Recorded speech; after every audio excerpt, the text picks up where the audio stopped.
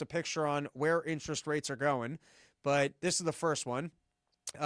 Reading not the whole article, it's just what I underlined. So if you guys are listening only and you want to know how much I edited out, you can go catch the videos, full videos on Spotify or the Run Your Mouth, Robbie the Fire channel on YouTube. All right. During a 45-minute meeting with Warsh on Wednesday at the White House, the president pressed Warsh on whether he could trust him to support interest rate cuts if he were chosen to lead the central bank. According to people familiar with the meeting, Trump in the Journal interview confirmed that reporting. He thinks you have to lower interest rates, Trump said of Warsh, and so does everyone else that I've talked to. And so there you have it. Donald Trump is ensuring with an independent Fed that if whoever he brings in for this very prestigious job, that they're going to enact his agenda of lowering interest rates. So there you have it. That's an independent Fed for you. Is Donald Trump letting you know that he's conducting interviews, and the only way that anyone is getting an interview is if they sworn themselves to Donald Trump's low interest rates. There you go, independent Fed. That's a great system there. That the guy who hires you, it's a little bit like when the credit agencies were being paid by the firms that they were giving the credit ratings to. And so, like, sure, you need me to mark these subprime mortgages as fantastic as prime loans. You got it, no problem. But here you have it. That's our system here. And so you got Donald Trump pretty openly letting us know in a very most transparent administration ever that the Fed is no longer independent, and he's replacing Powell, and he's ensuring that he's only talking to candidates that are interested in a lower interest rate. Let's continue. Trump said he thought the next Fed chair should consult with him on where to set interest rates. Typically, that's not done anymore. It used to be done routinely. It should be done, the president said. It doesn't mean I don't think he should do exactly what we say, but certainly where we are, I'm a smart voice and should be listened to. And there you go. There's an argument. Hey, listen, I'm the smartest, most common sense. And it's the idea that the guy who's supposed to be in an independent position wouldn't consult with the smartest guy who knows the most is a ridiculous way for another government agency to exist. I don't even think the Supreme Court should Supreme Court, because I'm more supreme with my thoughts. And so, if they're going to sit down, all 8 of them, they're going to come to a conclusion. They might as well call me up, because obviously my thoughts are more supreme than they are. And then here's just the last thing I highlighted. We should have the lowest interest rate in the world, he said, which I'd love to hear more on that logic. I guess he doesn't want to have the strongest currency in the world. He doesn't want to have a strong dollar. He doesn't want to have the most reliable currency. He doesn't want to have the lowest inflation. But what Donald Trump does think is that we should have the lowest interest rate in the world. You got to be Donald Trump always wants to be the best. And one of the things he wants to be the best on is to have the weakest currency and the highest inflation and the most debt. And so in order to do that, you also need to have the lowest rate in the world.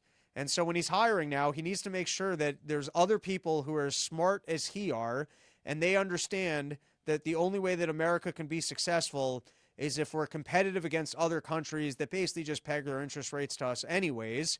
And we need these people to we need other people to continue to demand our dollar and to lend us money. And the way to continue the scheme is to make sure that we pay them less when they lend us money.